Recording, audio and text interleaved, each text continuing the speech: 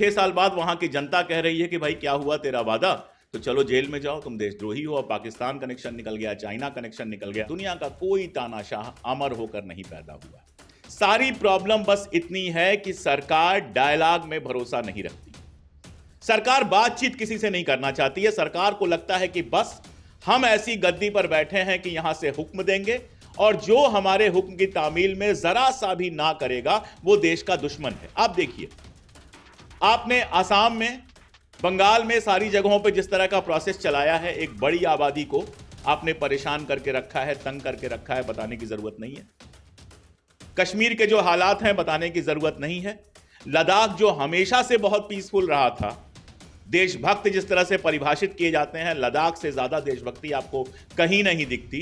लद्दाख में भी आपने जो लद्दाख का एक तरह से आप कह सकते हैं सिंबल था, उसको आपने गिरफ्तार कर लिया, सोनम वांगचुक को। और ऐसे करते करते आपने 30-40% इस देश के लोगों पर तो देशद्रोही का ठप्पा लगा दिया। कैद में कहलाएंगे आजाद सब। तो जावेद अख्तर साहब ने कोई 20 साल पहले या 25 साल पहले जब ये शेर लिखा होगा, तो उस समय ही उनको हालात ऐसे लग रहे होंगे कि उन्होंने ये लिखा कि कैद में कहलाएंगे आजाद सब। आज पता नहीं अगर दोबारा इस शेर को लिखेंगे या कहेंगे तो कैसे कहेंगे, ये सोच पाना भी मुश्किल है। यूएपीए के कानूनी मसलों पर जानकार लोगों ने, जब प्रशांत भूषण जी हैं तो हम लोग उसके कानूनी मसलों पे क्या बोल सकते हैं, मैं कानून का जानकार भी नहीं हूं, लेकिन एक बात मैं जानता हूं, इतिहास मैंने पढ़ा है थोड़ा बहुत, और इतिहास में ही थोड़ी बहुत गति है मेरी। एक बात मैं जानता हूं कि कड़े कानूनों से अपराध पर कभी कोई रोक नहीं लगी है। कानून जितने कड़े होते गए हैं, अपराध और बढ़ते गए हैं। आप किसी भी कानून को उठा के देख लीजिए। जैसे मसलन आपको बहुत कम जानकारी भी अगर मेरी तरह कानून की है तो भी आप जानते हैं, अब नए वाले बीएनएस में क्या धारा बन गई है वो तो याद होते होते याद होगी, लेकिन 302 हम सब लोग जानते हैं। जिन्होंने फिल्में देखी होंगी बॉलीवुड की, उनको भी पता है कि 302 में सजाए मौत होती है। लेकिन क्या उसके चलते इस देश में हत्या होनी रुक गई? क्या इस देश में मर्डर रुक गए 302 की वजह से? अब सजाए मौत से बड़ी सजा तो कोई हो ही नहीं सकती है। एक्सट्रीम है वो तो। बहुत सारे देशों में हमारे जैसे बहुत सारे लोग सजाए मौत की मुखालफत करते हैं कि नहीं, सजाए मौत होनी ही नहीं चाहिए। जन्म देना या जान लेना ऊपर वाले का हक है, किसी और को यह हक नहीं है कि जान ले सके। बहुत सारे लोग ये लॉजिक देते हैं, लेकिन उससे किसी भी तरह से आपने ये देखा कि सजाए मौत से किसी भी तरह से खत्म नहीं हो सका वो अपराध। दुनिया के बहुत सारे देश हैं जहां सजाए मौत नहीं है, आप देखेंगे वहां अपराध कम है। इसके साथ आप देख लीजिए, निर्भया कांड होता है, निर्भया कांड के बाद कानून को बहुत कड़ा कर दिया जाता है। हर मिनिस्टर आकर यही भाषण देता है कि हम कड़े कानून बनाएंगे। कानून कड़े होते जाते हैं, अपराध बड़े होते जाते हैं, लगातार अपराध बढ़ते चले जाते हैं। यह हमने लगातार देखा है। तो ये लॉजिक ही समझ में नहीं आता है कि और कड़ा कानून कभी कोई मीसा लेके आएगा, कभी कोई यूएपीए लेके आएगा, और ये किसी एक सरकार की बात नहीं है। किसी एक सरकार में हो सकता है ये अचानक बहुत बढ़ गया हो, वरना हर सरकार ये चाहती है कि हमारे हाथ में कुछ ऐसे कानून हो कि हम अपने खिलाफ बोलने वालों की आवाज बंद कर सके, किसी में थोड़ा ज्यादा, किसी में थोड़ा कम। तानाशाहों के इतिहास पर अभी मैंने एक किताब पूरी की है, हो सकता है अगले महीने तक मार्केट में आ जाए। दुनिया भर के जो तानाशाह अब तक हुए हैं, मैंने कोशिश की है उनकी जिंदगी की पड़ताल करने की। सबने ऐसे ही कानून बनाए, बोलने पर रोक लगा दी, सबको बहाने मिल गए, संसद में आग लग गई और हिटलर ने उसके बाद सारे के सारे कानून रद्द करके बोलने पर रोक लगा दिया, अभिव्यक्ति की आजादी जिसको हम कहते हैं उस पर रोक लगा दिया, मीटिंग करने पर रोक लगा दिया, भाषण देने पर रोक लगा दिया, सब कुछ कर दिया। मकसद क्या था? मकसद किसी अपराध को रोकना नहीं था। मकसद सिर्फ इतना था कि मेरी सत्ता बनी रहे और मेरे खिलाफ कोई एक लफ्ज न बोल सके। जो बात बार बार यहां से कही जा रही है, जब आप 5 साल जेल में रह जाते हैं प्रोसेस में ही, और 5 साल तो अभी तक हुए हैं, आगे कितने होंगे हम नहीं जानते हैं। जब 5 साल, 7 साल, 8 साल आप प्रोसेस में जेल में रह जाते हैं, चाहे कोई भी हो, आपसे मान लीजिए कोई अपराध हुआ नहीं हुआ, कोर्ट बैठी है, पुलिस बैठी है यह तय करने के लिए कि आपने अपराध किया कि नहीं किया। अगर कोई अपराधी है उसको सजा दीजिए, कोई अपराधी नहीं है उसको रिहा कीजिए। यही तो, इसीलिए तो कानून है, इसीलिए तो प्रोसेस है। अब एक आदमी को आपने गिरफ्तार किया यह कह के कि इसने कोई गलत हरकत की है, इसने कुछ ऐसा किया है जिसके चलते इसको जेल में होना चाहिए। 5 साल तक ट्रायल शुरू नहीं होता है। 5 साल सोचिएगा, जो बच्चा पैदा नहीं हुआ होगा वो अपने पैरों पर चलने लगेगा, बोलने लगेगा। कैरियर पूरी तरह से तबाह हो जाता है, आदमी का जिंदगी तबाह हो जाती है। मैं जानता हूं बहुत सारे ऐसे लोगों को जिनके परिवार वाले हर महीने मिलने आते थे, 15 दिन पे मिलने आते थे, फिर 2 महीना हुआ, फिर 3 महीना हुआ, उनको भी अपनी जिंदगी चलानी होती है, उनको भी तमाम सारी मुश्किलात झेलनी होती हैं, मुकदमे का पूरा प्रोसेस देखना होता है। आदमी दुनिया से कटता चला जाता है। इस 5 साल तक आप यही तय नहीं कर पाए कि यह बंदा गुनहगार है कि नहीं है, लेकिन किए या अनकिए गुनाह की सजा वो झेल रहा है। जेल में है ना, जेल में होना अपने आप में सजा है। मैं एक मिडिल क्लास फैमिली में पैदा हुआ हूं और मैं जानता हूं कि मिडिल क्लास परिवारों में जेल का जिक्र, अदालत का जिक्र, पुलिस का जिक्र सिहरन भर देता है। कोई शरीफ आदमी नहीं चाहता है कि उसके दरवाजे पर पुलिस आए। कोई शरीफ आदमी नहीं चाहता है कि वो अदालत में जाए और वहां पर मुकदमा लड़े, जब तक बहुत जरूरी ना हो जाए। और यहां आप पीएचडी कर रहे आदमी को, जो आदमी पीएचडी कर रहा है, ऐसे आदमी को जो विदेश से अपनी नौकरी छोड़कर यहां पर आया है, या ऐसे आदमी को जो समाज सेवा कर रहा है, ऐसे लोगों को उठाकर आप जेल में डाल देते हो और 5 साल तक कोई प्रोसेस नहीं चलता है। मैं नहीं जानता कानून, लेकिन ऐसे ही सिर्फ इस एग्जाम्पल से मैं कह सकता हूं कि यह जुल्म है, यह नाइंसाफी है, यह इंसाफ नहीं हो सकता। यह इंसाफ हो ही नहीं सकता कि 20 साल कोई जेल में रहे और बाहर निकले तब, जब 20 साल बाद यह तय हो कि वो गुनहगार नहीं है। ऐसे में तो पूरा सिस्टम गुनहगार हो जाता है, ऐसे में तो वो वकील गुनहगार हो जाते हैं, वो जज गुनहगार हो जाते हैं। और सर, आपने बिल्कुल ठीक कहा, मैं लगातार इस बात को लिखता हूं कि जब तक ये नहीं होगा कि जो लोग उसको गिरफ्तार करने के लिए, उसके खिलाफ फर्जी केस बनाने के लिए, उसके खिलाफ फैब्रिकेटेड सबूत इकट्ठा करने के लिए जिम्मेदार हैं, जब तक उनको सजा नहीं मिलेगी। आप कड़ी सजा की बात कर रहे हो, ठीक है, जो अपराधी है उसको कड़ी सजा मिले, लेकिन जिसको जबरदस्ती अपराधी बनाया जा रहा है, तो जो लोग किसी को अपराधी बनाकर उसके जिंदगी के 20 साल बर्बाद कर रहे हैं, क्या वो गुनाह नहीं है? क्या उनको जेल में नहीं होना चाहिए? क्या उनके खिलाफ सजा नहीं होनी चाहिए? क्या वो रिटायर होकर, रिटायरमेंट बेनिफिट लेकर एक शरीफ आदमी की जिंदगी जीते रहें और समाज में खड़े होकर भाषण देते रहें, और एक बेगुनाह 20 साल तक जेल में रहने के बाद जब निकले तो उसका मोहल्ला उसको आतंकवादी कहे? अरे, छोटे शहरों में आप 10 दिन जेल में रह के निकल आइए, मोहल्ला आपको शक की निगाह से देखने लगता है, सोचता है कि कुछ ना कुछ गड़बड़ किया होगा तभी जेल में गया है। ऐसे ही आपकी बेइज्जती हो जाती है। हम लोग मूवमेंट में जेल जाते थे तो घर जब गांव पे खबर पहुंचती थी तो नाना बाबा कहते थे कि गांव में किसी को पता नहीं चलना चाहिए। जबकि हम लोग आंदोलन में जेल जाते थे, छात्र आंदोलन में जेल जाते थे। तो यहां जहां पुलिस घर से उठा के ले जाए, आदमी 15 दिन जेल में रह के जाए तो उसका कैरियर, उसकी इज्जत सब तबाह हो जाती है। और यहां आप 5-5 साल तक जेल में रखते हैं। और सारी प्रॉब्लम क्या है? सारी प्रॉब्लम बस इतनी है कि सरकार डायलॉग में भरोसा नहीं रखती है। सरकार बातचीत किसी से नहीं करना चाहती है। सरकार को लगता है कि बस हम ऐसी गद्दी पर बैठे हैं कि यहां से हुक्म देंगे, और जो हमारे हुक्म की तामील में जरा सा भी ना करेगा वो देश का दुश्मन है। आप देखिए, आपने आसाम में, बंगाल में, सारी जगहों पर जिस तरह का प्रोसेस चलाया है, एक बड़ी आबादी को आपने परेशान करके रखा है, तंग करके रखा है, बताने की जरूरत नहीं है।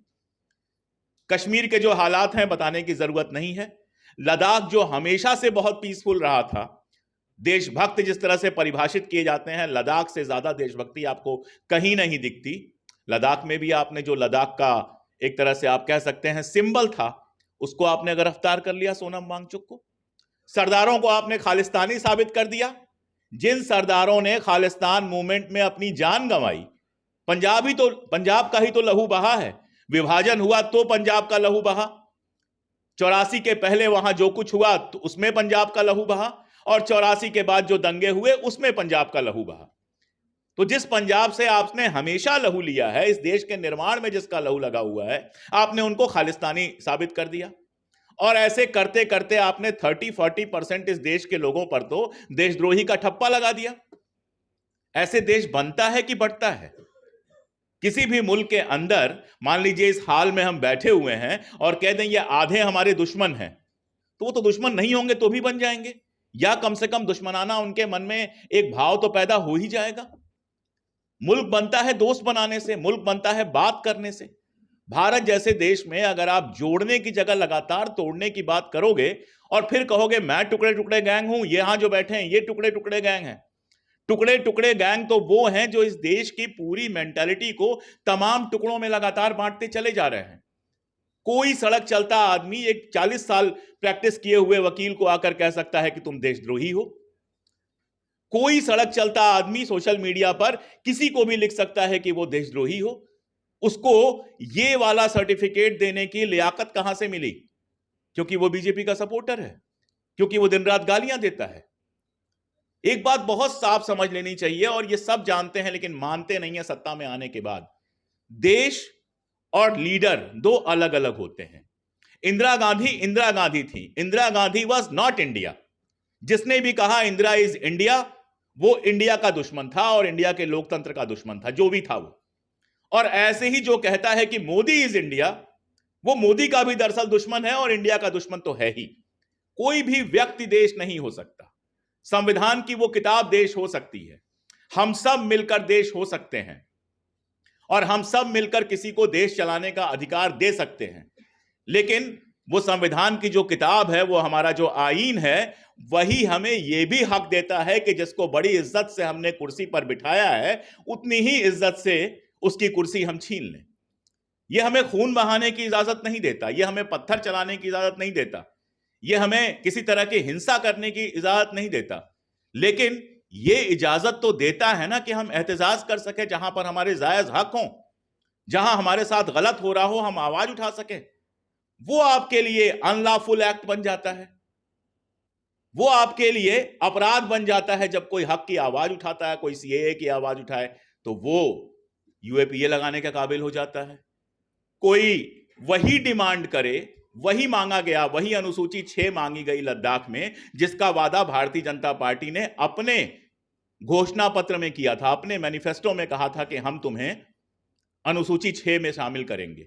और जब 6 साल बाद वहां की जनता कह रही है कि भाई क्या हुआ तेरा वादा, तो चलो जेल में जाओ, तुम देशद्रोही हो। अब पाकिस्तान कनेक्शन निकल गया, चाइना कनेक्शन निकल गया, पता नहीं कौन कौन सा कनेक्शन निकल जाएगा, आर्थिक दिक्कतें आ गई, सब कुछ आ गया। तो क्या यह जनता के समझ में नहीं आता है? जब ये चीजें बार बार होती हैं तो ये जनता की समझ में नहीं आता है। क्या क्या बोलूं, रोज बोलना होता है, क्या क्या बोला जाए समझ में नहीं आता है। लेकिन एक बात बिल्कुल तय है, जितना मैं इस देश को जानता हूं और जितना मैं इस दुनिया को जानता हूं, दुनिया का कोई तानाशाह अमर होकर नहीं पैदा हुआ। जैसे मैं पैदा हुआ, जैसे आप पैदा हुए, जैसे हम दाल रोटी खाते हैं, थोड़ी महंगी थोड़ी सस्ती, वो भी खाता है, और एक दिन उसको भी जाना होता है, कुर्सी से भी जाना होता है और दुनिया से भी जाना होता है। ये हर इंसान के लिए बना हुआ है, कोई नई चीज नहीं है। याद उस बात को किया जाता है जो उस कुर्सी पर बैठकर कोई करता है। और वो एक शेर है ना कि वो एक शख्स जो तुमसे पहले यहां तख्त नशी था, उसे भी अपने खुदा होने का इतना ही यकीन था। कुर्सियां कब चली जाती हैं? एक रशियन कहावत है कि बरसों बरस कुछ नहीं बदलता और रातों रात सब कुछ बदल जाता है। तो चीजें कब कैसे बदल जाती हैं, दुनिया का इतिहास बताता है कि 4 दिन पहले तक हिटलर को लगता था कि कुछ ना कुछ ऐसा हो जाएगा कि हम रशिया को जीत जाएंगे। इतिहास बताता है कि दुनिया के हर तानाशाह को लगता था कि बस अब हम हैं तो हम हैं। जियाउल हक को लगता था कि एक प्राइम मिनिस्टर को हमने फांसी पर चढ़वा दिया, बाकी पूरे पाकिस्तान को कब्जे में कर लिया, अब हमारा क्या हो सकता है? किसको मालूम था कि उनको भी एक दिन गद्दी से जाना है। सवाल बस इतना है कि इस देश की डेमोक्रेसी, जो आइडिया ऑफ इंडिया इतने लंबे बलिदानों के बाद स्थापित की गई, बनाई गई, और जिसके चलते 70 साल तक मैं कभी नहीं कहता सब भाई भाई थे, सब भाई भाई कैसे हो सकते हैं? आपस में लड़ते भिड़ते, थोड़ी बदमाशियां करते ये देश चल रहा था। बस इतना सबको भरोसा था कि कानून सबके लिए बराबर है, इतना सबको भरोसा था कि अदालत में जाएंगे तो न्याय मिलेगा। ऐसा नहीं है कि तब भी सबको न्याय मिल रहा था, लेकिन चलो 100 में से 80 को न्याय मिल रहा था, तो मान लिया जाता है न्याय मिल रहा है। यह भरोसा जब टूटता है तो किसी भी देश के लिए बहुत तरह की मुश्किलें सामने आती हैं। मैं उनके डिटेल में नहीं जा रहा। जब तक यह भरोसा है कि हमें न्याय मिलेगा, जब तक यह भरोसा है कि हम लोकतंत्र से सरकार बदल सकते हैं, तब तक तमाम परेशानियों के बाद हिंदुस्तान जिंदाबाद रहेगा। लेकिन जिस दिन यह भरोसा टूटेगा, यह हिंदुस्तान के संविधान के लिए और हिंदुस्तान के लिए बेहद खतरनाक होगा। इसलिए बहुत जरूरी है, जो लोग कानून के पदों पर बैठे हुए हैं, जो लोग सत्ता के पदों पर बैठे हुए हों, 2 बातें समझें। पहली बात तो यह कि कोई कुर्सी ऊपर से लेके आया नहीं था और कोई कुर्सी ऊपर लेके जाएगा नहीं। जो कुर्सी है एक काम के लिए, एक वक्त के लिए उनको मिली है, आज नहीं तो कल वो कुर्सी खाली करनी है। और दूसरी बात कि वो नहीं बड़े हैं, देश बड़ा है। रहा सवाल हमारे जैसे लोगों का, तो बोलते बोलते मुझे ताज भोपाली का एक शेर और याद आ गया, वो भी सुन लीजिए। पीछे बंधे हैं हाथ मगर शर्त है सफर, किससे कहें कि पांव के कांटे निकाल दो। बहुत शुक्रिया। खबरों में बने रहने के लिए फोरम 4 को सब्सक्राइब करें और नोटिफिकेशन पाने के लिए बेल आइकन दबाएं।